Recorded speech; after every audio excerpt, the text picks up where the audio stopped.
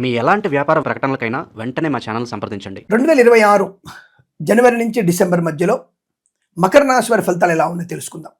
దాదాపు ఈ రాశి వారికి అనేకమైన సౌకర్యాలు, శని బలం బాగానే ఉంది, కోర్టు వివాదాలన్నీ కూడా అనుకూలంగా మారాయి. 2025లో చెప్పుకోదగినటువంటి శుభయోగాలే ఉండినాయి. 25లో 26లో అంతకు మించినటువంటి శుభయోగాలు పొందుకోబోతున్నారు. Double promotion, double profit, double bedroom ఇల్లు లేదా త్రిబుల్ బెడ్రూమ్ ఇల్లు, 2 ఫ్లాట్లు కొనుగోలు చేసే అవకాశం, ఆస్తి లాభము, అలాగే స్థిరాస్తుల్ని కొనుగోలు చేయడం, కోర్టు వివాదాలు సంపూర్ణంగా సమసిపోయేటువంటి అదృష్ట యోగాలు. మకర రాశి వారికి ఇది లేదు ఇది కాదు అనాల్సిన అవసరం లేదు, అటువంటి యోగం కనబడుతోంది. సప్తమ గురుడు కేంద్రంలో ఉన్నప్పటికీ కూడా ఉచ్చ స్థితిలో ఉన్నాడు, ధనాధిపతి అయినాడు. కాబట్టి తప్పకుండా మీకు మంచి ప్రయోజనాన్ని, ఆకస్మిక ధన ప్రాప్తిని పొందుకుంటారు.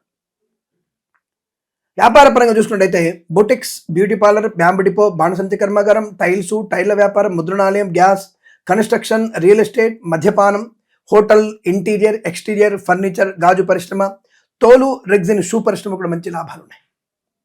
సువర్ణ వజ్రాభరణ ప్రాప్తి ఉంటుంది. బంధుమిత్రులతో మంచి అనుకూలవంతమైన ఆత్మీయ అనుబంధాలు ఉంటాయి. పోగొట్టుకున్నటువంటి వస్తువుల్ని, వ్యక్తుల్ని తిరిగి పొందుకునే అవకాశాలు.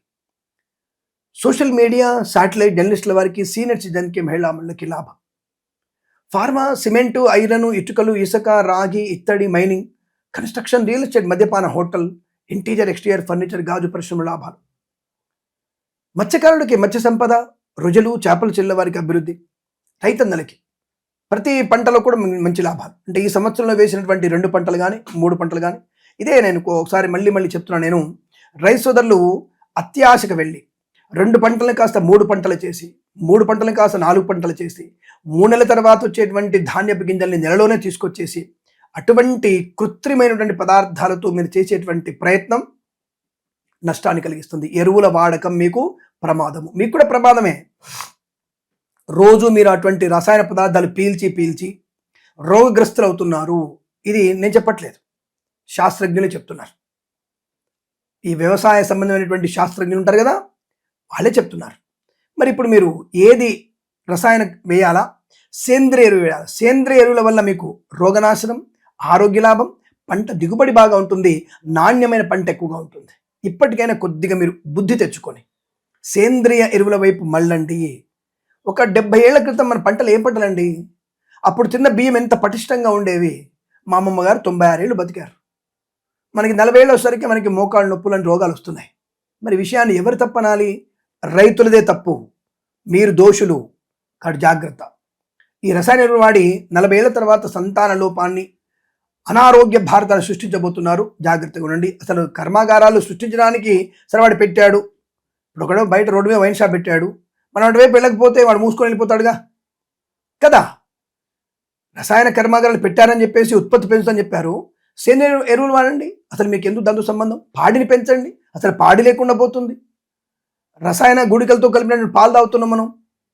అదే పాడి ఉంటే వృద్ధి బాగా ఉంటుంది. పాడి పశువుల్ని అనవసరమైనటువంటి వ్యక్తులు, దుర్మార్గులు, కొంతమంది మత ఛాంద సమాధులు, ఏమంటే సెక్యులర్ అంటారు, ఈ దరిద్ర పేదవులు మన యొక్క ఆవుల్ని చంపేస్తున్నారు. అటువంటి ఆవులు ఉండడం వల్ల మనకి మంచి వ్యవసాయ ఉత్పత్తులు పెరుగుతాయి. అయితే ఎడారిలో ఉండేటువంటి దౌర్భాగ్య పరిస్థితి మనకు వచ్చేస్తుంది. కాబట్టి ఎడారి మతాలు ఉన్నటువంటి వ్యక్తుల్లో మనం తీసుకొని మన ఆవుల్ని, మన పశువుల్ని చంపేసుకుంటున్నాం మనం. మరి గోమాతను చంపడం ఏంట్రా? గో ఉండడం వల్ల, గో పేడ వల్ల, గోమూత్రం వల్ల రసాయనాలు ఏర్పడతాయి, సేంద్రియ ఎరువులు ఏర్పడతాయి. మనకి ఎట్టిపోయిన ఆవైనా సరే అవి వాడిచేటువంటి, అది చనిపోయేంత వరకు మనకి ఔషధాలను అందిస్తూ ఉంటుంది. ఈ విషయాన్ని గమనించండి రా. ఎందుకు అనవసరంగా పాపాన్ని మూట కట్టుకుంటారు? కాబట్టి రైతులు కూడా జాగ్రత్తగా మీరు సేంద్రియ వాడితే చాలా మంచిది. ఏదేమైనా రైతులకి మంచి పంట లాభం. అలాగే మత్స్యకారులకు కూడా రొయ్యలు, చేపలు చెల్లె వారికి లాభాలు.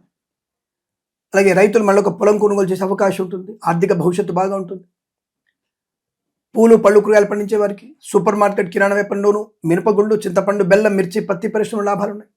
ఈవెంట్ చేసేవారికి గొప్ప ఈవెంట్స్ లభించే అవకాశాలు. సువర్ణ వజ్రాభరణ ప్రాప్తి, వివాహ యోగం. Share market, speculation, communities, crypto currency, bitcoins, లాటరీలో ధనప్రాప్తి, కుటుంబ సౌఖ్యము, సంతాన యోగము, కళాకారుల, క్రీడలకు అభివృద్ధి, సినిమా రంగంలో దర్శక నిర్మాతలకి, నటీనటులకి గొప్ప అవకాశాలు ఉన్నాయి. తప్పకుండా మీరు అనుకున్నటువంటి సౌలభ్యవంతమైన సినిమా రంగ ప్రపంచంలో మీరు పేరు ప్రఖ్యాతులు పొందుకుంటారు. రాజకీయ నాయకులకి మంచి పదవి లభిస్తుంది.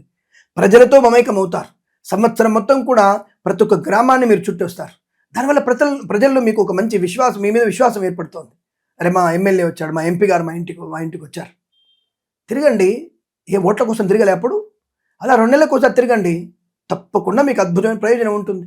అలా తిరగడం వల్ల వాళ్ళ సాధక బాధకాలు అర్థమవుతాయి. అప్పుడు కదా మీరు అసెంబ్లీలోనో పార్లమెంట్లో చర్చించేది. ఇక ఏ గ్రామంలో ఏది ఉంది, ఏ చెరువు ఎండిపోతుంది, ఏ చెరువు నిండుతుంది, ఎవడు కట్ట కూర్చేస్తున్నాడు, ఎవడు ఇసుక దుబ్బుకుపోతున్నాడు, మీకే లేకపోతే మీరే కుబేరులు అయిపోయి, మీరే బకాసురులు, ఇసుక బకాసురులు అయిపోతే వచ్చే ప్రజలంతా కూడా నాశనం అయిపోతారుగా. పటిష్టమైనటువంటి భారతదేశ వృద్ధి కొరకు రాజకీయ నాయకులు కూడా ముందుండాలి కదా. కాబట్టి ఇటువంటి ప్రయత్నాన్ని చేస్తే మీకు ప్రజల్లో మంచి పేరు ప్రతిష్ఠ వచ్చాయి, ధనంగా ఉంటుంది, ఐశ్వర్యం ఉంటుంది. ఏదేమైనా మకర రాశి వారికి విద్య, ఉద్యోగ, వ్యాపార, ధనయోగ, ఐశ్వర్య, ఆనంద యోగం, సంతాన యోగం, అలాగే వేద పండితులు, పురోహితులు, బ్రాహ్మణత్వం, కులవృత్తుల వారికి, జ్యోతిష పండితులకి, వైద్యులకి, వైద్య బృందాల వారికి, న్యాయవాదులకి, ఎల్ఐసి, మెడికల్, గృహ నిర్మాణ జంటలకు కూడా లాభదాయకమైన శుభయోగాలు. ఈ సంవత్సరం ప్రతి సంవత్సరం కూడా మీకు అద్భుతమైనటువంటి ఆనందాది విద్యా, ఉద్యోగ, వ్యాపార, శుభయోగ, ధనద గణక వస్తువాన్ని ప్రాప్తి పొందాలని కోరుకుంటూ సర్వేజన సుఖినో భవంతు. ప్రేమతో మీ కిరణ్ శర్మ. స్వస్తి ప్రజాభ్య పరిపాలయంతాం న్యాయేన మార్గేణ మహిమహీషాః గోబ్రాహ్మణేభ్యః శుభమస్తు నిత్యం. లోకా సమస్తా సుఖినో భవంతు. సర్వేజన సుఖినో భవంతు.